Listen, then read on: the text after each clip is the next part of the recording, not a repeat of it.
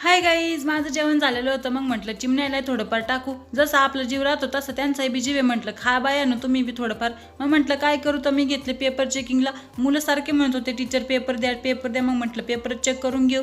मग मी पेपर सगळे sequence size लावले आणि मी बाहेर बघितलं तर फुल आबळ आलं होतं. मग आता काय करू म्हटलं, तर मी गेले काकीकडं. काकी जेवत होती, मग काकीला म्हटलं मला दे गं थोडंफार.